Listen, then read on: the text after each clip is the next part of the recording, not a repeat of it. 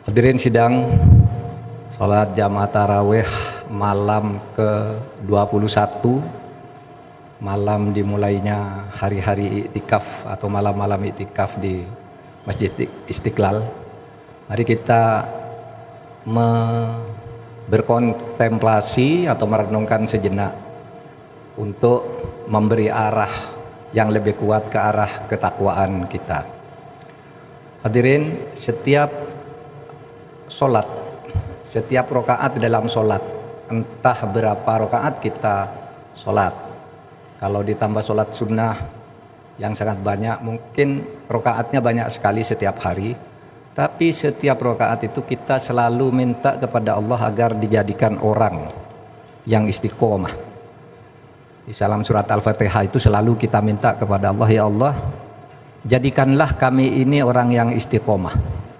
Tunjukkan kepada kami jalan yang benar. Ihdinas siratal mustaqim. Apa jalan yang benar itu?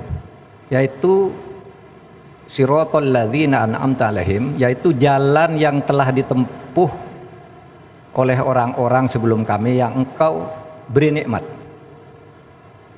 Ditempuh orang-orang yang beri nikmat itu artinya menempuh jalan siratal mustaqim, jalan istiqomah. Waladhdallin, dan bukan jalannya orang-orang yang sesat. Jadi kita selalu minta kepada Allah agar tidak sesat.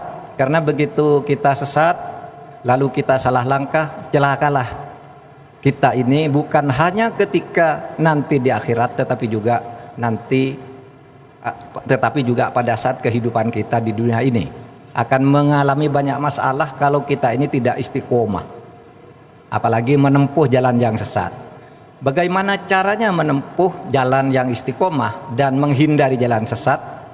Itu ada hadis atau cuplikan khutbah Rasulullah sallallahu alaihi wasallam di dalam haji wada, atau ketika haji wada beliau mengatakan begini, taraktu fikum amroin, saya tinggalkan kepadamu dua hal yang bila mana kamu semua berpedoman pada dua hal itu, kamu tidak akan pernah sesat. Jadi untuk tidak sesat itu pedomannya dua. Apa itu? Kitabullah wa sunnah Rasulillah. Kitab Allah, Al-Quran, itu pedoman agar engkau tidak sesat. Dan sunnah Rasul, apa yang diucapkan oleh Rasul, apa yang dilakukan oleh Rasul, dan apa yang ditakrir oleh Rasul, ikuti itu, maka engkau tidak akan sesat. Di situ, saudara, kalau kita tidak ingin sesat, ikutilah pedomanilah Alkitab, Al-Quran. Alkitab itu nama lain dari Al-Quran. Nah, saudara, banyak kalau begitu, banyak banget. Kalau saya ingin tidak sesat, harus ikut Al-Quran yang dalam salah satu hitungan disebut Al-Quran itu 6.662 ayat. Wih, banyak banget. Meskipun kalau sudah dilihat dalam uslub itu sebenarnya tidak terlalu sulit. Ya. Lalu sunnah Rasul lebih banyak lagi. Saya harus mengikuti itu agar tidak sesat. Iya, memang itu tuntunannya. Tetapi apa yang dituntutkan itu adalah apa yang memang dengan mudah bisa dilakukan oleh manusia, atau yang sehari-hari dihadapi oleh manusia untuk dilakukan, untuk dipilih apakah milih yang baik atau tidak. Nah, di antara salah satu contohnya, kalau kita ingin tidak sesat adalah bagaimana di dalam hidup ini kita menegakkan keadilan. Dalam menegakkan keadilan itu Rasulullah tidak ada kompromi. Tetapi keadilan itu sendiri bisa diperlunak jika itu untuk kepentingan umum. Misalnya begini, Allah tidak akan memberi ampun kepada orang yang dengan terang-terangan melakukan kesalahan, seperti Rasulullah mengatakan, fa ayyam Allah lawanna Fatimah binta Muhammad saraqat saqattu yadaha. Ini kata Rasulullah, demi tegaknya hukum maka meskipun atau sekalipun anak saya, anak Muhammad tuh, Siti Fatimah mencuri, maka saya potong tangannya. Sehingga ketika ada orang minta tidak dipotong tangannya, padahal sudah mencuri secara terang-terangan, maka Rasulullah tidak beri ampun. Itu yang disebut asyidda. tegas. Tetapi dalam ayat yang dibacakan tadi oleh Qori, surat Ali Imran ayat 159 dan 160, itu ternyata ketegasan di dalam penegakan keadilan itu tidak selalu berupa satu tindakan yang betul-betul tegas dan tanpa maaf. Menegakkan keadilan itu bisa juga dengan memberi maaf, menyelesaikan kasus di luar pengadilan yang kalau dalam ilmu hukum sekarang disebut restoratif justice, keadilan restoratif. Nah, restoratif justice itu adalah sesuatu yang menganut asas utilitas, asas kemanfaatan. Jika sesuatu tidak ditegakkan dan dilakukan dengan pemberian maaf, akan lebih bermanfaat bagi kepentingan umum, maka maaf itu perlu diberikan. Ayat yang dibaca tadi oleh Qori itu berangkat atau berasbabun nuzul dari kisah perang Uhud, ketika tentara kaum muslimin ternyata kalah di dalam perang Uhud. Padahal di dalam perang sebelumnya, di dalam perang Badar, kaum muslimin itu menang. Ada yang menulis bahwa kaum muslimin pada perang Badar itu hanya berjumlah 300 orang, sedangkan kaum Quraisy berjumlah 1.200 orang atau 1.000 sampai 1.200 orang. Itu kaum Quraisy diusir, kalah di dalam perang hanya oleh 300 orang, karena orang Islam yang ikut berperang di dalam perang Badar itu sungguh tangguh. Tangguh itu artinya sabar. Sabar itu artinya bukan selalu mengalah. Sabar itu artinya bekerja keras untuk selalu berhasil, itu sabar namanya.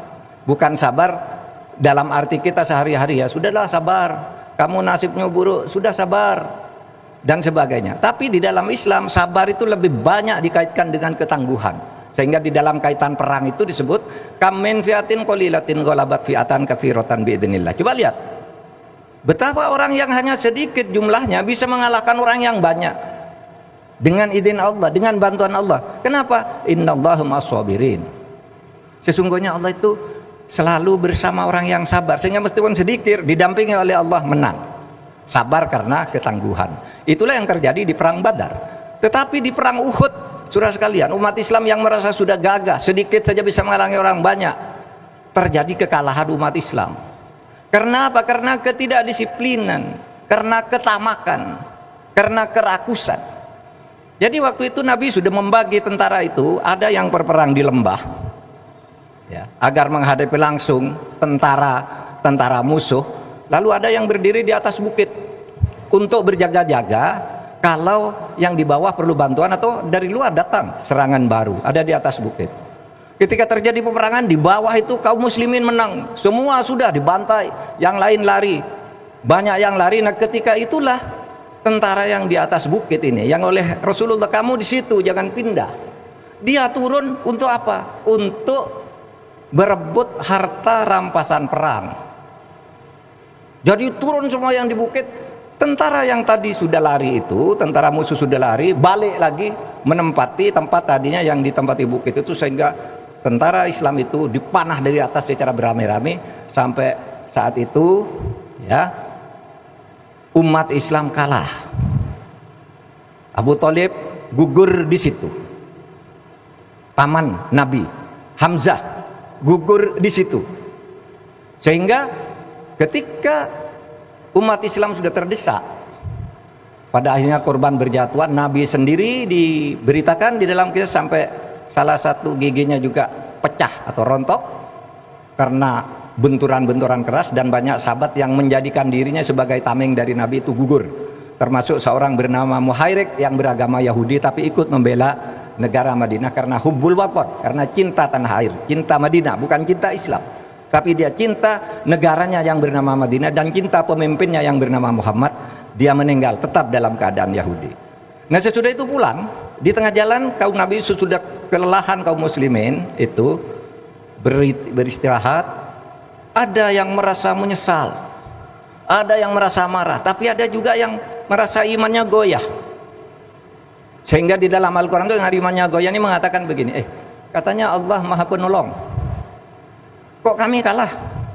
Kalau memang Allah memang Maha Penolong, mestinya kami menang dong, gitu. Sehingga itu sudah mulai murtad, sudah mulai kafir, ya. Sehingga disebut oleh Allah mereka yang seperti itu wahum yadunnunallah donnal jahiliyah. Mereka berpikiran seperti orang jahiliyah, ada masalah sedikit aja imannya goyah. Tapi ada juga yang ketakutan dan marah-marah. Nah, disitulah Nabi kemudian mulai harus mengambil keputusan apa yang harus dilakukan terhadap orang-orang ini. Melanggar aturan, suruh jangan turun, kok turun. Kenapa tidak disiplin? Melanggar aturan di dalam hukum perang yang kami pimpin ini.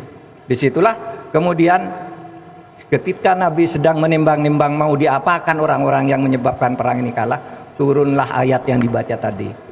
Muhammad, kata Allah, fabima rahmatim minallah lintalahum. Sungguh karena rahmat Allah kamu selama ini berlaku lembut kepada mereka. Walau kunta faddan ghalidul qalbi lam faddu min haulik. Seandainya kamu berhati kasar, bersikap kasar terhadap mereka, mereka tidak akan ikut kamu kok. Oleh sebab itu, kata Allah, dalam penegakan hukum untuk kasus ini, fa'fu anhum, maafkan mereka, wastaghfir lahum, dan mintakan ampun mereka kepada Tuhan, kepada Allah. Jadi orang salah ini dalam keadaan tertentu tidak harus dihukum, tetapi diberi maaf. Itulah yang kalau dalam ilmu hukum modern disebut sebagai restoratif justice, penyelesaian damai di luar pengadilan. Jadi ketegasan itu harus didampingi oleh kelembutan. Kapan ketegasan itu harus dilakukan? Ketika orang melakukan bugot, pembangkangan terhadap pemimpin yang satu, dikejar tidak ada ampun. Ketika orang berlaku sangat kejam, pernah Nabi menolong orang yang kena wabah, ditolong di rumahnya sampai sembuh, sesudah sembuh malah menganiaya pelayan Nabi sampai badannya dipotong-potong oleh Nabi. Kejar mereka, jangan diberi ampun, bunuh. Tegas. Tapi dalam keadaan tertentu juga memberi maaf. Fa'fu anhum, maafkan mereka, wastaghfir lahum, wasyawirhum fil amri, kemudian musyawarah dengan mereka. Kamu tidak boleh sewenang-wenang, bicarakan apa masalahmu dan mau kemana kamu. Itulah yang disebut ayat demokrasi, wasyawirhum fil amri. Meskipun Islam itu sebenarnya mau demokrasinya berbentuk apapun boleh, tapi ada asas musyawarah. Ada asas musyawarah. Musyawarah itu bisa bentuk negara demokrasi, bentuk juga di teokrasi, bisa juga di monarki, bisa. Yang musyawarah yang penting, gitu. Nah, saudara sekalian, memberi maaf, mintakan ampun ke Allah, bermusyawarah, kemudian dari hasil musyawarah itu kalau sudah dicapai, wa idza azamta, bila pendapatmu sudah bulat, tekadmu sudah kuat, fatawakkal 'ala Allah. Bertawakallah kepada Allah, innallaha yuhibbul mutawakkilin. Sesungguhnya Allah itu suka kepada atau mencintai orang-orang yang bertawakal. Tahu bertawakal itu berserah diri. Jadi pasangan orang berjuang itu ada doa, ada tawakal. Berjuang untuk mencapai tujuan, berdoa agar dikabulkan, lalu bertawakal bahwa apapun yang terbaik supaya diberikan oleh Allah. Berserah diri kepada Allah. Nah, terkadang orang ini doanya kurang, atau doanya banyak tetapi tidak mutawakal, melainkan ingin memaksa. Padahal Allah tahu yang lebih baik apa yang bisa diberikan kepada kita atas doa-doa dan usaha kita. Jadi berusaha, berdoa, dan tawakal itu tiga tiang dari setiap apa yang kita perjuangkan. Usaha sekuat tenaga, karena katanya la yamtatil majda man lam yarkabil hatar, tidak akan mencapai sukses atau keberhasilan siapa yang tidak mau berjuang, takut menghadapi tantangan. Wala yanalul ulama man taqaddamal hadar, dan tidak akan terhormat, tidak akan punya kedudukan yang bagus siapapun yang sebelum berjuang sudah mendahulukan taqaddamal hadar, mendahulukan takut. Oleh sebab itu berjuang keras, berdoa, bertawakal, tentu dengan jalan-jalan yang baik, dengan penuh kejujuran, kebersihan, dan persaudaraan di antara kita semua. Demikian tausiah singkat malam ini. Mudah-mudahan ibadah kita di bulan Ramadan ini sampai pada hari yang terakhir kelak. Wabillahi taufiq wal hidayah. Assalamualaikum warahmatullahi wabarakatuh.